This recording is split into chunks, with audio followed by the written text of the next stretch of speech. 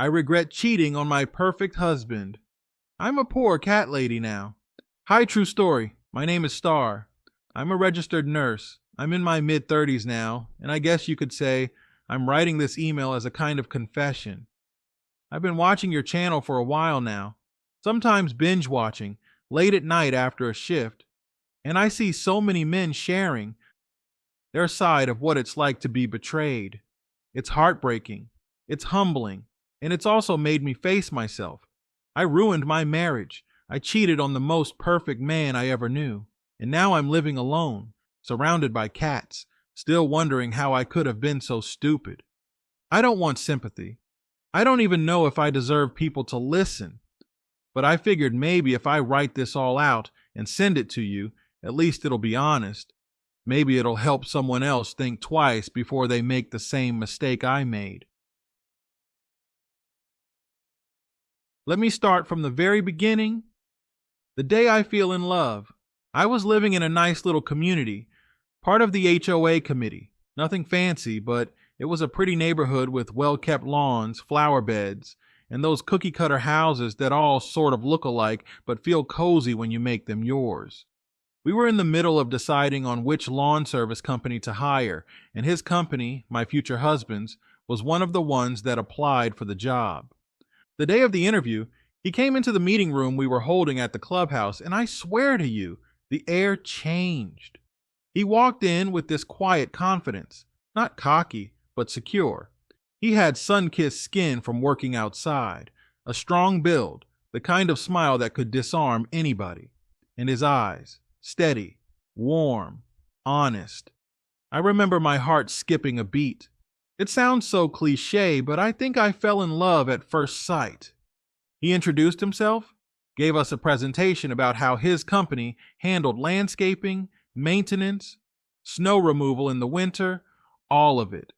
I barely heard half of what he said, honestly, because I was just staring at him thinking, oh my God, this man is beautiful.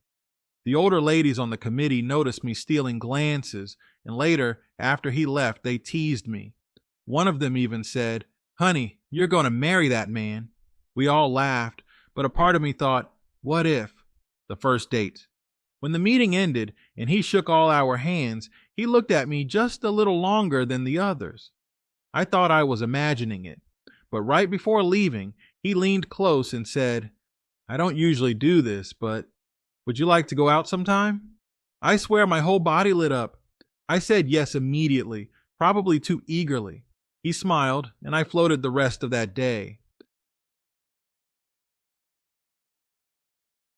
Our first date was simple. He took me to this little Italian restaurant, not the fancy kind, but the family-owned, tucked-away kind where they make you feel like you're at someone's home. He was a gentleman the whole time. He asked me about my life, about nursing, about my hobbies. He didn't try to impress me with material things. He just listened. That's what made me fall for him so hard. He genuinely cared about what I had to say. At the end of the night, he walked me to my car and asked if he could see me again. From that point on, we were inseparable, dating, falling in love, becoming serious.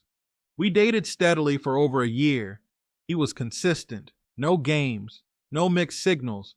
Every woman who's ever had her heart broken by a player knows how rare that is.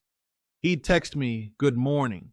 He'd ask about my shifts at the hospital. He'd bring me flowers just because. He was thoughtful in ways that didn't cost money, but meant everything. We started off casual, but pretty quickly we agreed to be monogamous. I didn't want to see anyone else, and he didn't either. When we made it official, he told me, I don't believe in wasting time. If I'm with you all the way. And I believed him. He met my family. My mom adored him. My dad respected him. My coworkers, when I brought him around, all said, girl, don't let him go. And I didn't plan to. When he proposed, it was after 2 years together. It wasn't some over-the-top proposal. We were at home, having dinner, and he pulled out a ring and said, I want to build a life with you. Will you marry me? It was simple, sincere, and perfect. I said yes through tears. Shortly after, he moved into my house. Those were some of the happiest days of my life. the day it all fell apart. I wish I could tell you that our story went on happily, but here's where I ruined everything. I had a couple of days off work. I was home, lounging around, when I got a Facebook message from an old fling. Nothing serious, just someone I had known years ago. He asked how I was. We chatted back and forth. It should have ended there, but it didn't. One thing led to another, and the next day I invited him over. It wasn't planned, at least not consciously. I can't even explain what came over me. It felt like I was on autopilot, like a selfish, reckless version of myself had taken over. We ended up in my bedroom. That morning, my fiancé, my perfect man, had left for work but forgot his wallet. He came back, walked through the door, and found me in bed with another man. I'll never forget the look on his face, the shock, the pain, the betrayal. He dropped his wallet, turned around, and left. I ran after him, crying, begging him to let me explain. But what explanation could there be? There wasn't one. I told myself it was an accident. That's the word I clung to. But really, it was selfishness. It was me choosing a fleeting thrill over the man who gave me everything. The divorce. After that, everything unraveled fast. He moved out within days. He filed for divorce soon after. I tried calling, texting, begging him to hear me out, but he was done. The worst part? He didn't even scream or curse at me. He was calm, too calm. That made it hurt worse. He simply said, "You made your choice, I'm making mine." By the time our court date came around, he was already in another relationship. I don't know if it overlapped. I tell myself it didn't because he never gave me reason to think he'd cheat.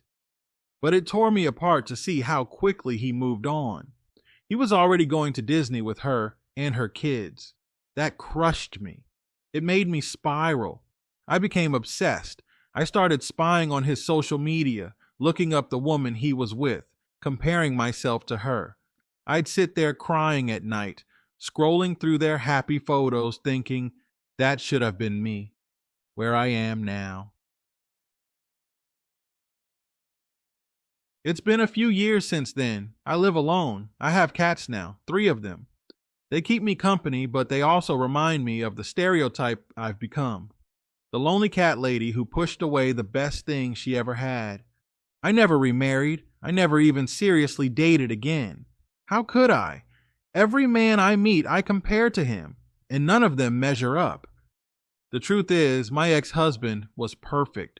He wasn't controlling. He wasn't neglectful. He wasn't abusive.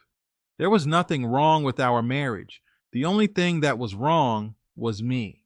And I still don't understand why I did what I did. Maybe I was bored. Maybe I was stupid. Maybe I just didn't value what I had until it was gone. But the result is the same. I ruined everything. Why I'm writing to you. I found your channel recently, and I've been listening to men tell their stories about betrayal. And it hit me. This is what I did to him. I became the villain in someone else's story. I never thought I'd be that person, but I was. I wanted to write in because maybe hearing this from a woman's perspective will mean something. Maybe it'll make another woman out there think twice before she risks everything for nothing. And maybe it'll help men understand that sometimes it's not them. Sometimes women cheat not because the man failed, but because she was selfish, reckless, and stupid. That's what I was. If my ex-husband ever hears this, though I doubt he ever will, I just want him to know I'm sorry. I will always be sorry. For everyone else listening, take it from me. If you have something good, cherish it. Don't throw it away like I did, because once it's gone forever. Thanks for listening. Follow up. The truth I left out about my past. Hi, true story. It's me again, Star, the nurse who wrote to you not too long ago about how I ruined my marriage with a wonderful man and now live a lonely life with my cats. I realized there are parts I left out. Parts that, if I'm going to be truly honest with myself and with anyone listening, I need to admit. I guess this email is a kind of therapy for me. Writing everything down feels like I'm peeling away layers of myself I've kept hidden for too long. Some of these admissions aren't flattering. In fact, they make me sound even worse than before. But I think the only way forward is to be completely transparent. So here's the truth I didn't say in the first email. Technically, before my ex-husband and I lived together, I was still dating another guy. The overlap I never spoke about. Back when my ex and I were serious but hadn't moved in together yet, I was seeing someone else on the side. I wouldn't call it a full-blown relationship. It wasn't love. It wasn't even consistent. But it was more than just a friendship. I knew that. He knew that. And I can't pretend otherwise. At the time, I rationalized it. I told myself, well, we're not living together yet. He has his own place. I have mine. Who knows what he's doing when I'm not around? Maybe he's still talking to other women, too. That little voice in my head gave me permission to keep someone else around. I don't know why I did it. Maybe it was insecurity. Maybe it was me being afraid to put all my eggs in one basket. Maybe I was just selfish and wanted to have options. The truth is, when I look back now, I realize that's when the cracks in my character started showing. My ex gave me no reason to doubt him. He was consistent, loyal, attentive, but instead of matching that loyalty, I kept a door open for someone else. And even though I told myself it wasn't cheating because we weren't cohabiting yet, deep down, I knew it wasn't right. Why I didn't feel guilty back then? I think part of the reason I didn't feel guilty was because I compartmentalized. I separated the two men in my head like they lived in two different worlds. With my ex, I was the future wife, the good girlfriend, the woman planning a wedding and a shared life. With the other guy, I was casual, flirty, not thinking about consequences. I even told myself, he probably has women he talks to too, so it balances out. That's the lie I clung to. Funny thing is, years later, I found out from mutual friends that he never did. He was loyal to me from the beginning. He wasn't talking to other women. He wasn't keeping his options open. He was all in, and I wasn't. That realization still makes my stomach turn. Memories that stick with me. There are moments from that time that replay in my head. Like one night, my ex and I had gone to dinner, and afterwards he went back to his place because he had an early job the next morning. And instead of going home and just enjoying the night, I texted the other guy. I ended up hanging out with him, drinking wine, watching a movie, and kissing him. I remember the guilt creeping in even then, but I shoved it down. I told myself, well, we're not exclusive until we live together. That was my logic, and yet, the very next morning my ex brought me coffee and surprised me with breakfast before my shift at the hospital. That man was building a life with me while I was sabotaging it before it even started. The older ladies were right, but I was wrong. In my first email, I told you how the older women on the HOA committee teased me, saying I'd marry him one day. They spoke it into existence, and they were right. He did propose, and for a moment, we were on that path. But here's the part they couldn't have predicted. I was too immature to live up to what they saw. I wasn't honest with myself, let alone with him. I wanted the fantasy of being the good woman with the perfect man, but I wasn't willing to let go of the safety net of having options. My pattern of self-sabotage. If I'm being brutally honest, this wasn't the first time I juggled more than one guy. I've done it before in smaller ways. Talking to someone while kind of dating someone else, texting flirty messages even when I was supposed to be exclusive. I always found a way to justify it. I used to tell my girlfriends, I'm just keeping my options open. They'd laugh, say, do you, girl, and we'd brush it off. But looking back, that mindset followed me into the most important relationship of my life. And instead of growing up and committing fully, I kept one foot out the door. A side story, my nursing career and temptations. Being a nurse, especially when I was younger, came with a lot of attention. I work long shifts, sometimes 12 hours, sometimes overnight. And let's be real, hospitals are full of people, staff and patients, who flirt. I've had doctors ask me out. Patients leave me their phone numbers. Coworkers try to befriend me a little too closely. I mention this because I think it played into my ego. I like the attention. I like knowing I could get it whenever I wanted. Even though I had a man at home who gave me more than enough attention, I still craved more. There's one night I'll never forget. I was on a night shift, exhausted, and one of the doctors brought me coffee. We ended up talking in the break room, laughing, just sharing stories. It never went anywhere, but the thought crossed my mind. What if? That what if mindset was always lingering in the background of my life, even when I didn't act on it. That's why, when that Facebook message from the fling popped up, I didn't just delete it, I entertained it. And that one decision cost me everything. Another side story, my cats. You know how I said I'm a cat lady now? Well, let me tell you about them, because in a strange way, they represent who I've become. My first cat, Luna, I adopted after the divorce. She's independent, aloof, and only comes to me when she wants something. In a way, she's like who I used to be, distant, self-centered. My second cat, Jasper, is clingy. He follows me everywhere, meows if I close the bathroom door.